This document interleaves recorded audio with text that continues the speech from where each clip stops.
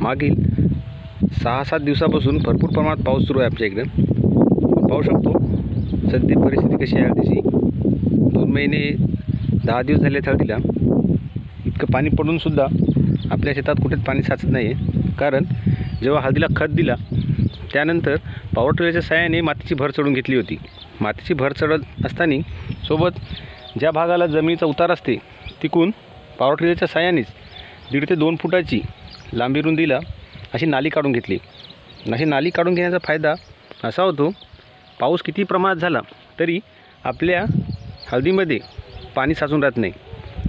आपण पाहू शकतो पूर्णपणे पाणी ही बाहेर निघून जाते। पाणी साचून राहिलं की कंदसळ, बऱ्याच प्रमाणाचे रोग हळदीवर उद्भवू शकतात। फक्त हळदीवरच नाही, इतर कोणतेही पीक आपल्या शेतात असले की ज्या भागातून उतार आहे त्या भागाने असे 1.5 ते 2 फुटाची नाली काढून घ्यायची। पाऊस कितीही झाला तरी आपल्या जमिनीमध्ये पाणी साचून राहत नाही।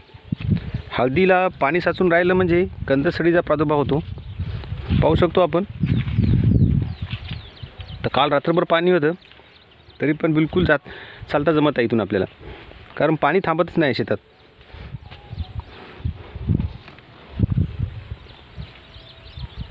सध्या अशी कंडिशन आहे। आज ड्रिंचिंग करायची होती आम्हाला, पण पाऊस भरपूर झाल्यामुळे आज करणं टाळलं, कारण आभाळसुद्धा दिसत आहे वरून।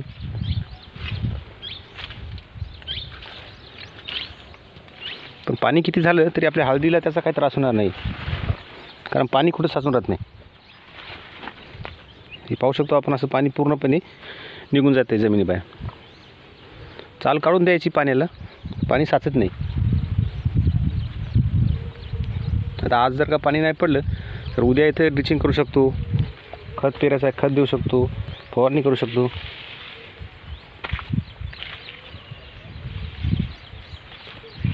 कंडिशन खूप व्यवस्थित आहे हळदीची, कुठल्या प्रकारचा रोग नाही आहे, करपा नाही आहे।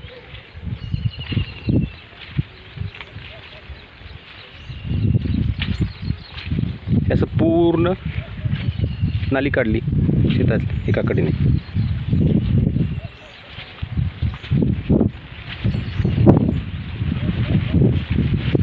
फक्त एकच फवारणी झाली आतापर्यंत, 2.5 महिने झालेत होतात जवळ पूर्ण।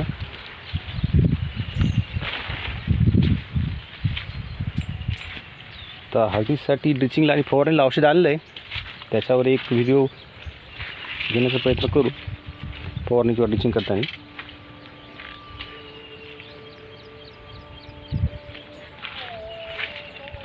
वाढ अगदी व्यवस्थित आहे, जास्त वाढ काही कामी नाही हळदीला तितकी, कारण मग ते कंद वाढ होत नाही चांगल्या प्रकारे। जास्त हळद जर वाढत असली तर खाली फुटवे लेट निघतात मग, त्यामुळे हळदीच्या वाढीवर नियंत्रण ठेवलं पाहिजे।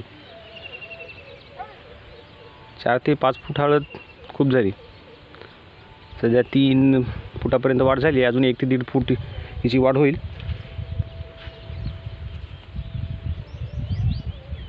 वाढ अतिरिक्त होत आहे असं वाटतं आपल्याला तर प्रोपिकोनॅझोल घटक असलं बुरशीनाशक वापरायचं। प्रोपिकोनॅझोल घटकामुळं हळद हिरवी तर होतेच, पण हळदीची थोड्या काळापुरती वाढ पण थांबते।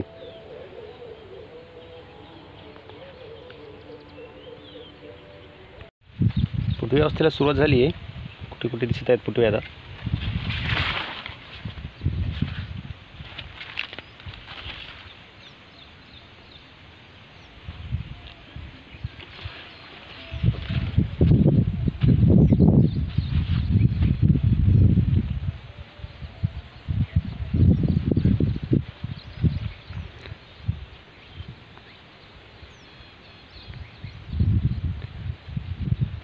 हळदीत अंतर दिसत आहे, कारण हळदीचा टॉपचा जो भाग आहे तो 2.5 फुटापेक्षा जास्त मोठा आहे, त्यामुळे आतमध्ये फटा दिसत आहे आपल्याला।